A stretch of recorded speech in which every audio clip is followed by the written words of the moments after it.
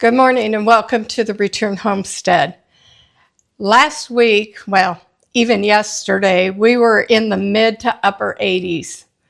Today, we're bringing in firewood because we're going down to 23 degrees. This weather, but I'm spring ready. We're going to have to take care of some frost tender plants that are already in the ground, namely because we don't want to lose the leaves that are currently on the grapes and stuff like that. But we don't stop just because it's raining and cold outside. We keep going. In fact, right now, my big deal is to empty the freezers so that we'll have room to store more stuff once harvest season comes. And that includes making ready-to-eat meals so that we can have something to eat when we're putting in a long day of work. You don't want to cook when you're done, and this makes it super easy. So today we're making a ham and bean soup. You're going to love it. It tastes just like childhood, and it's so easy to just heat up and go. So when I use pressure canning, I use an electric canner. It's a no-brainer. You set it, and you just forget it once you shut the exhaust vent. Mine is a Carry. Super easy to use, and it only holds 4 quarts. So if you have a big family, you may want to get an all-American canner.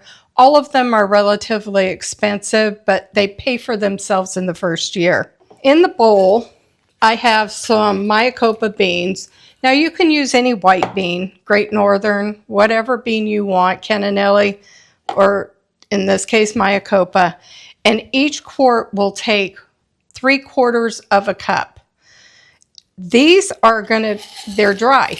I did not soak them overnight. Like I've said before, if you watched any of the videos, I'm a lazy cook. All I'm gonna do is wash these and split them in between the 4 quarts. The other thing we're going to use is diced carrots. This is 2. I have diced celery. This is 2. So the ham I have is our New Year's Day ham that I froze, and I have now diced as well. It doesn't take a lot, so don't worry about that. I'm going to go wash these beans.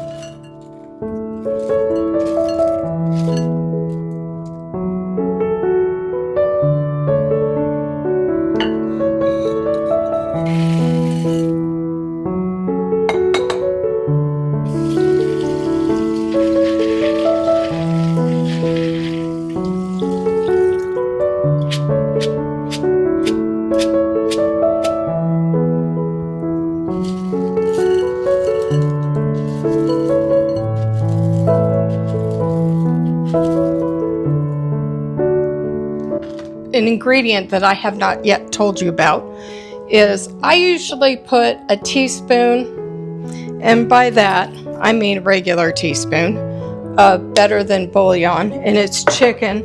Or instead of adding the boiling water, you can add boiling broth. This is much easier for me. I tend to keep my shelf-stable stuff shelf-stable. I don't worry about that. Now you want to follow the manufacturer's directions on your canner. In this case, my canner calls for 8 cups of water, and that goes in. So here I have my jars, and you don't have to worry about sanitizing them right before. Anything that's going in the pressure canner, anything that's on these jars, as long as they're clean, will be killed. And the first thing you're going to want to do is divide your carrots into each jar. And I just take a handful. You don't need to worry about making it all even.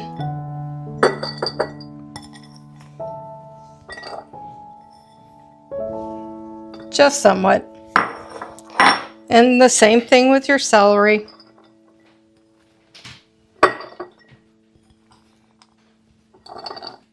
Now I will give you the processing time for both types of canners. And then I'm going to be using the Better Than Bouillon. Or if you have your own that you've saved, that's great too. And basically, all I get is about like that. It's just flavoring your beans.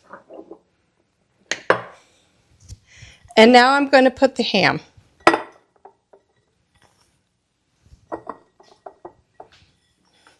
And as you see, it doesn't take a lot of ingredients.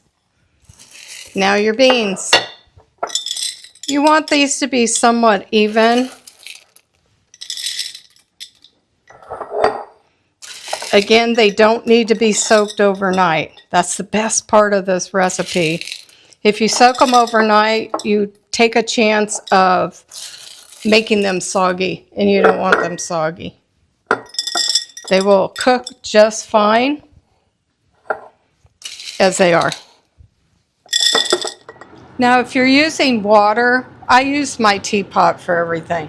It's just easy. You're going to get this water up to boiling. If you're going to go straight to a liquid broth, get it up to boiling to put in your jars.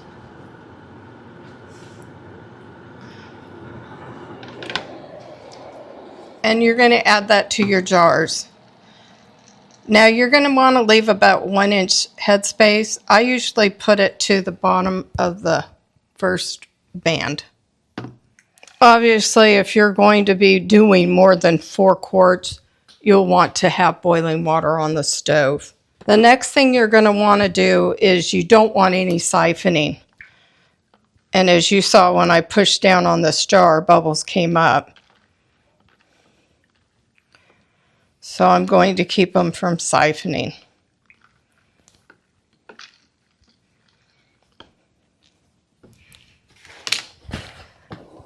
Then you want to clean the rims of your jars off to make sure you get a good seal. I typically use a paper towel moistened with vinegar to wipe the top of my jar off. The ham's greasy and you don't want that grease on the top. You're going to cover it with a lid and a band. And yes, I reuse my lids. They work fine in a pressure canner. They work fine in a water bath canner. And you just want to do them fingertip tight. You don't want them too tight. As this is bubbling in the canner, if you put them too tight, they may buckle. But if you just do them to where the jar starts to spin, it won't buckle. And then you're just going to load those into the canner.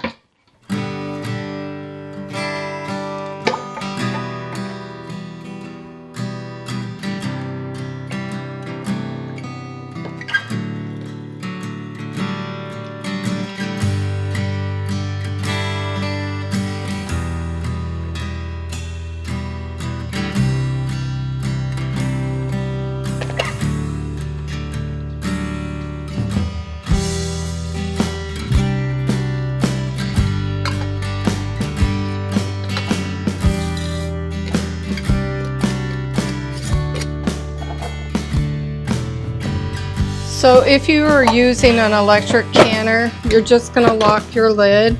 You don't need to worry about the weight of the rocker. It does that all for you. It will beep and let you know when to make it airtight. It will beep and tell you when you're done. If you're using a regular canner, stovetop canner, you will want your weight to be at 10 to 11 pounds and you will process quarts for 90 minutes.